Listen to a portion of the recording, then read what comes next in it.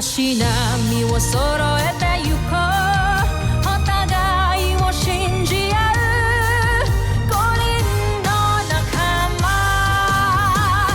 ボルテス5に預けた命飛ぶぜ宇宙の果てまでもみんなの笑顔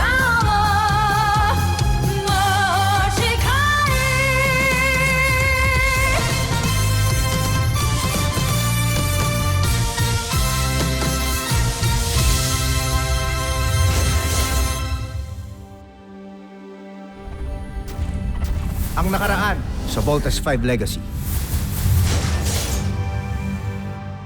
The Chief Medical Officer can give you all the details that you need to know about my condition. That is the reason why I'm resigning my position as a Supreme Commander General. Dr. Hook, Camp Big Falcon is yours. Yes, Supreme Commander. May permission po ba kayo para gamitin yung rover na yan?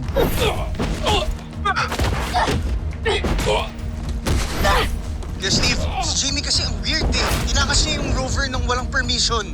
Parang may iba daw sa kanya. Takupin mo si Commander Robinson at gawin mong pain. Please take an ambush. Tell the escorts to check the perimeter.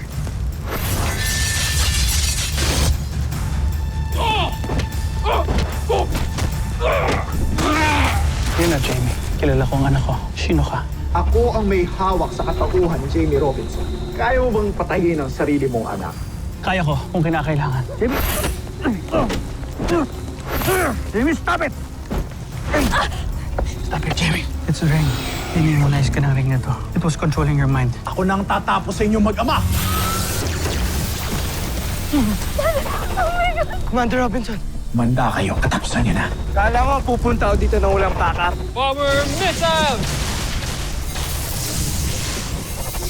Lumisa na tayo! He's my dad. No! He's not dead! Napatay ko ang isa sa mga pinuno ng Terra Air 2 na lumalaban sa atin. Tiyak akong malaki siyang kawalan sa planetang ito. Pero buhay pa rin ang mga piloto ng Voltes 5. Isusunod ko na rin sila. I swear, I will avenge your death. I will destroy all of the Bosinians. Pinapangako ko sa'yo yun. I love you so much. Another hero has sacrificed his life. General Robinson died for us with dignity. For our fallen Supreme Commander. Rest in peace, General Robinson. Fight on.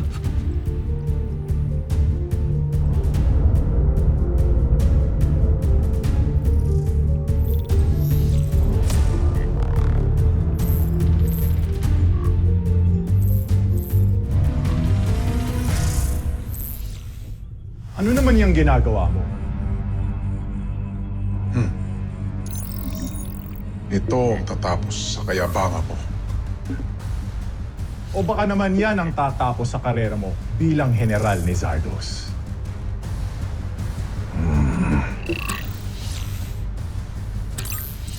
Aalis ka ba?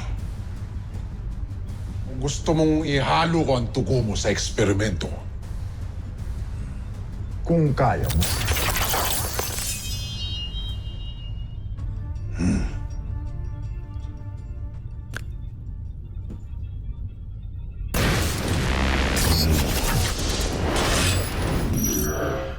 kanina ka pa.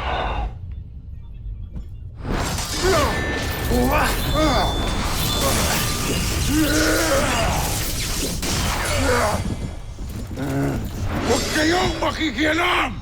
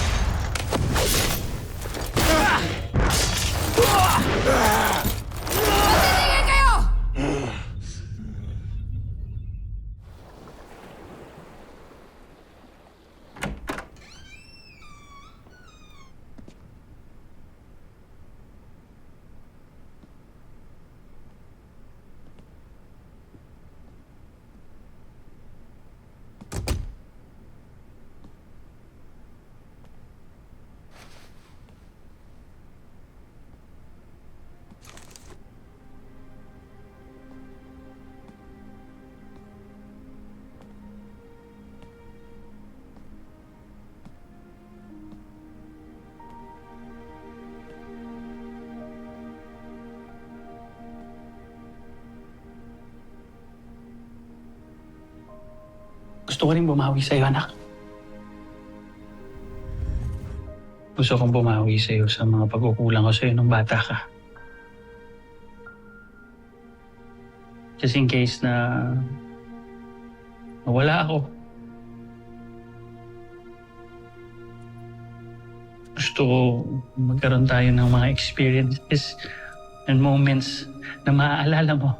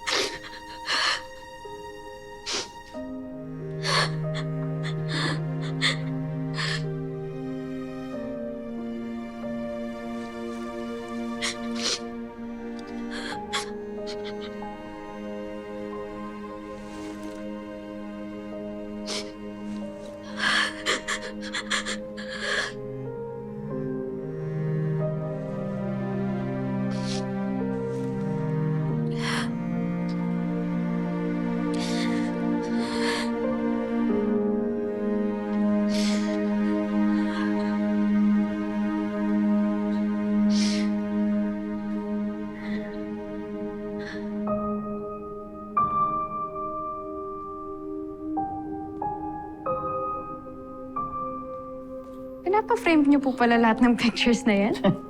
Lahat naman ng pictures mo, piniframe ko. Tingnan mo, it's all you. Palibhasa kasi hindi ka na madalas umuwi dito. Alam mo naman kung gaano ka-proud ang daddy mo sa unika iha niya.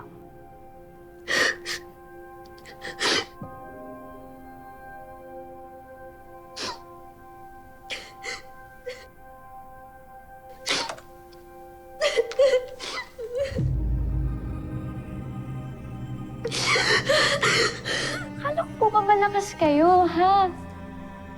Hindi po kayo mawawala. Hindi. Okay? Makakasama ko pa po kayo ng matagal na matagal na matagal na matagal na matagal. Okay?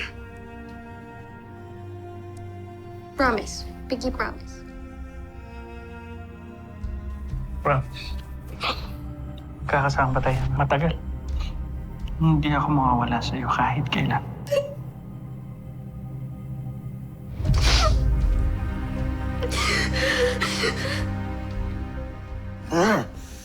Parang hindi kayo mga general sa ginagawa ninyo.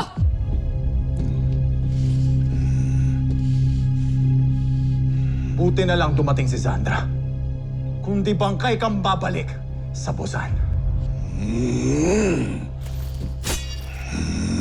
Tama na.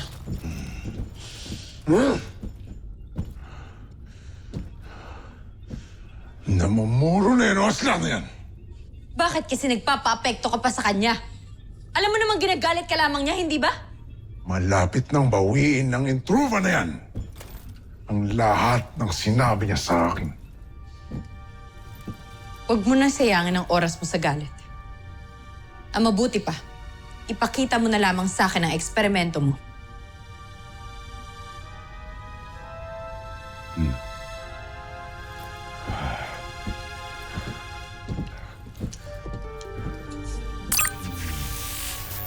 Tignan mo ang ginawa niya ni General Oslak.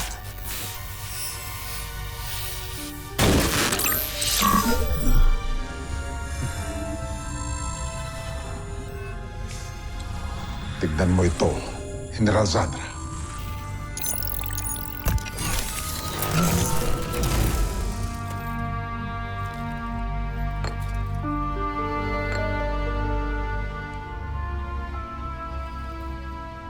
Ang mikrobyong ginawa ko.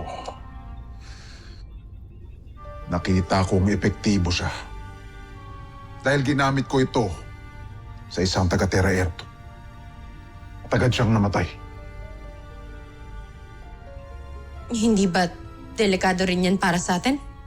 Mag-iingat ka. Draco, ano ba ginagawa mo? Huwag kang matakot, General Sandra. Tanging tayo lamang, taga-Bozan, ang hindi tinatablan ng mikrobyong ito. Kaya ito,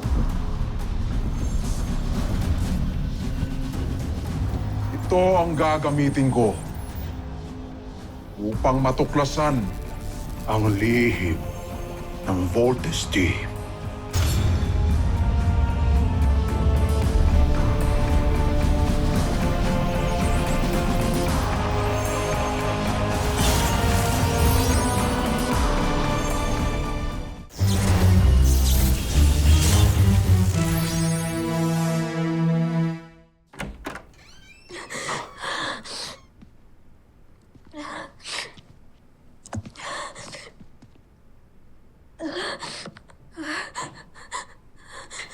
Jamie, sorry kung sinundan kita dito ha. Ayos ka lang? Egbert, pwede mo muna akong iwan, please? Okay. Pero gusto ko lang sana ipaalam sa'yo na sobrang naiintindihan ko yung nararamdaman mong pain ngayon. Kasi gaya mo, nawalan din ako ng magulang.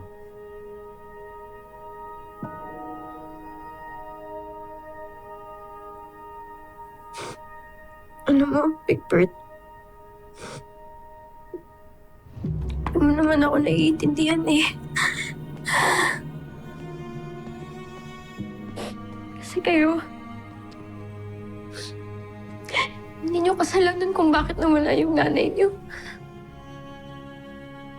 Pero ako, Egbert, kasalanan ko. Kasalanan ko kung bakit namatay si Dan, Egbert. Yung singsing. Hindi ko na lang dapat pinulot yung singsing na yun eh. Kung hindi ko pinulot yung singsing na yun, Egbert, di sana hindi ako nawala sa sarili ko. Kung hindi ako nawala sa sarili ko, di sana hindi ako yung kasalanan kung bakit nawala si Dan. Jamie.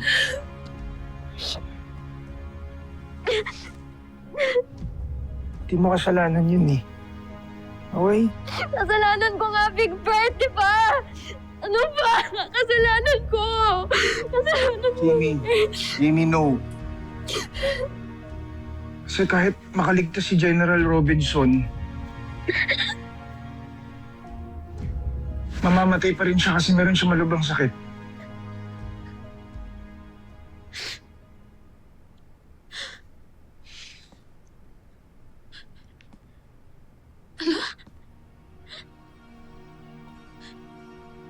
Anong ibig mong sabihin, Big Bird?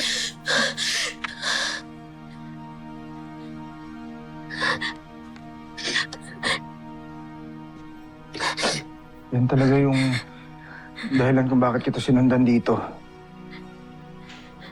Binigay sa akin ni General Robinson yan nung kailan lang.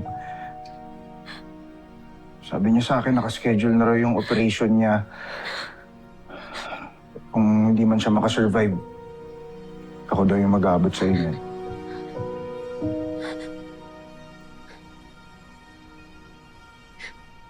May sakit si Daddy.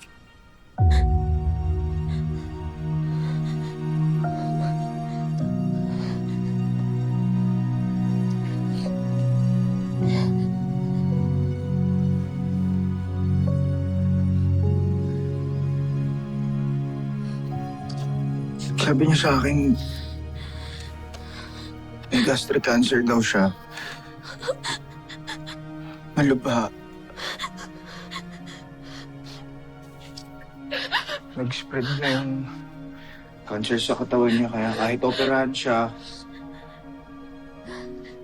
malakas daw yung chance na hindi na talaga siya makakasurvive. Jamie, sorry kung ngayon ko lang sinabi sa'yo. Pinapangako kasi ako ni General Robinson na wag ko daw sabihin sa iyo eh. O kahit na kanino.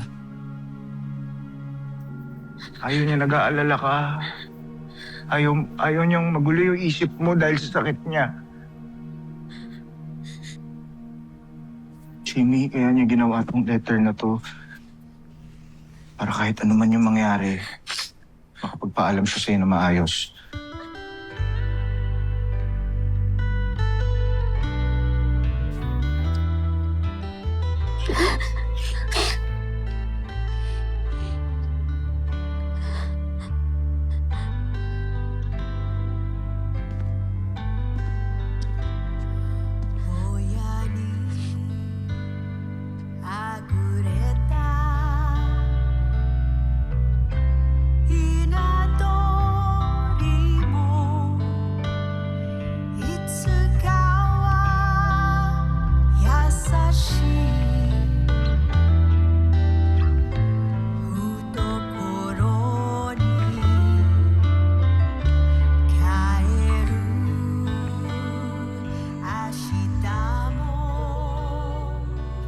Kahit wala na ako ay hindi pa rin ako tunay na lalayo sa'yo, Jamie.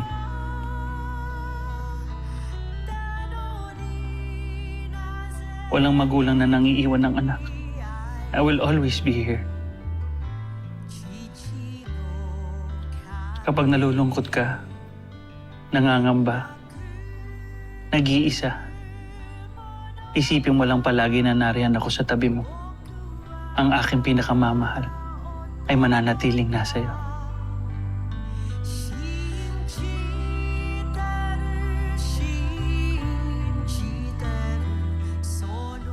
Kaya huwag mong damdamin ang aking pagkamatay, anak. Bahagi yan ng buhay na di maiiwasan. Sa halip, isipin mo lahat ng magagandang pagsamahan natin.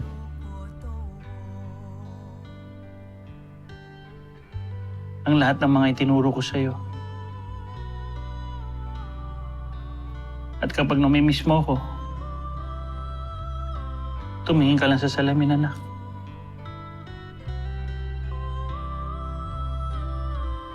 At makikita mo ako sa katauhan mo.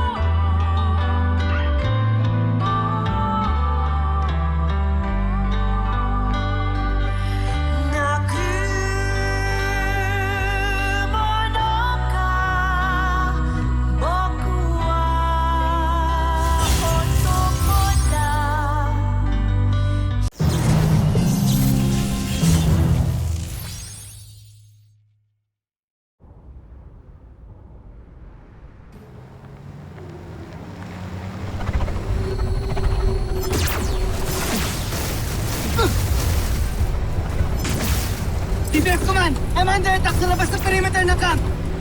Send backup now!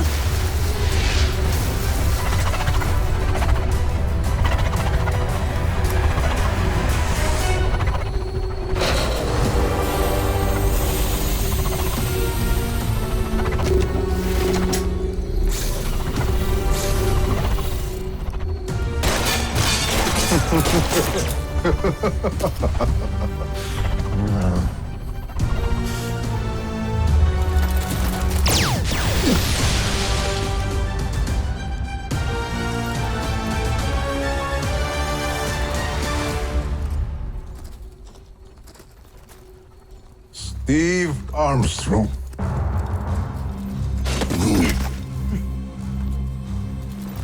Ay tagal kong hinintay ang pagkakataon ito. Upang ako mismo ang papas lang sa'yo.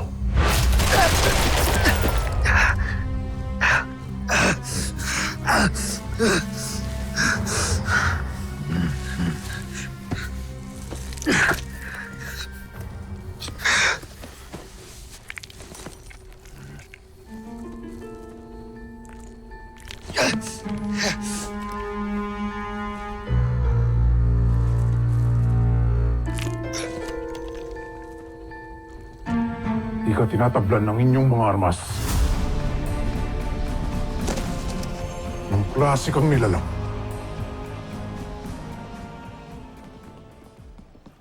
Ready na ba yung strike team to rescue Lieutenant Commander Armstrong? Handa na, sir.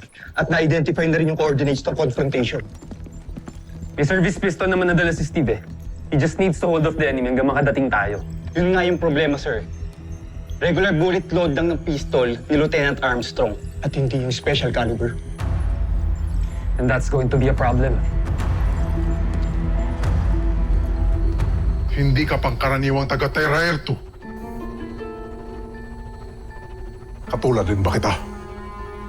Isa ka bang taga-Busan? Kahit kailan, hindi ako magiging katulad mo! Malalaman ko ang katotohanan sa pamamagitan nito.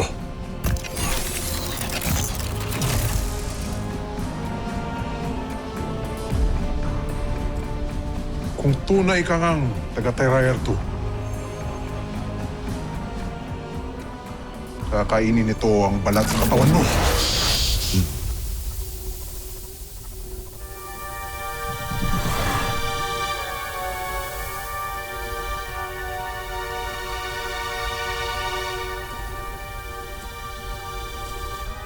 Hindi man lamang naagnas ang iyong mukha.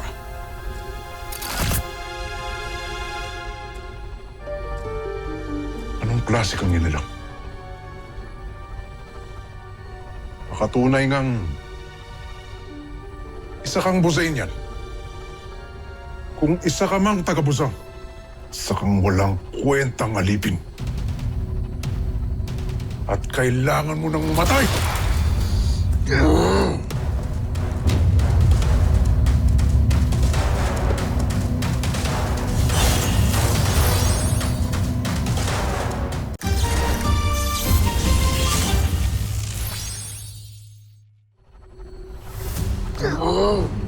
General, parating na ang kanilang hukbo.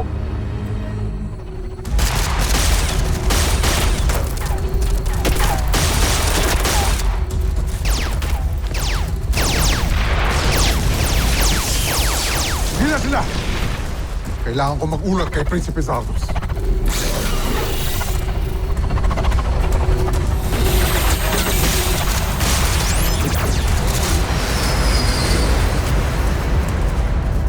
Steve, ayos ka lang? Sorry. Ano ba? Sorry. Sorry, akala ko kalaban ka eh. Sumasama ka pa dito. Hindi ba nagtatawag ka ng backup? Mark, may security team na. Okay. Kahit buwisit ako sa'yo, hindi ako traidor. Sinuntok mo pa ako.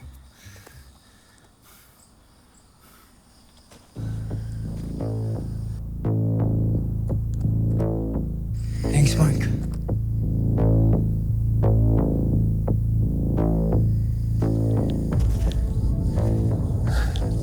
Secure niya yung perimeter.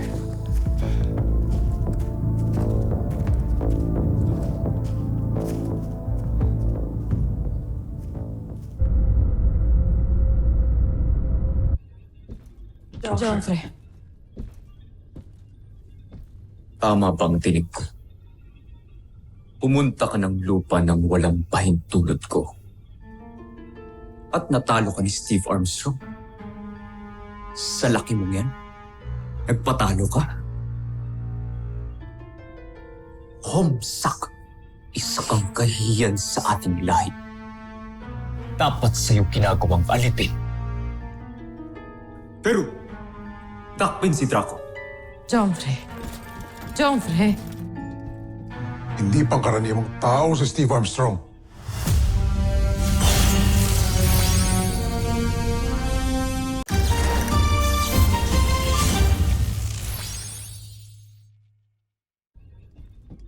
Hindi pangkaraniwang tao si Steve Armstrong.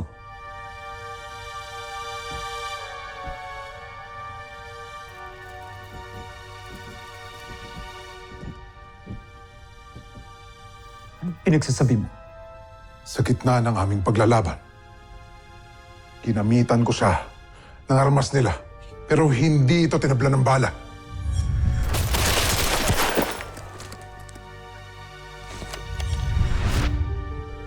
Tayo lang, mga taga-Busan, ang hindi tinatabla ng armas nila. Anong ibig mong sabihin? May hinala ako na may dugong Busan, si Steve Armstrong.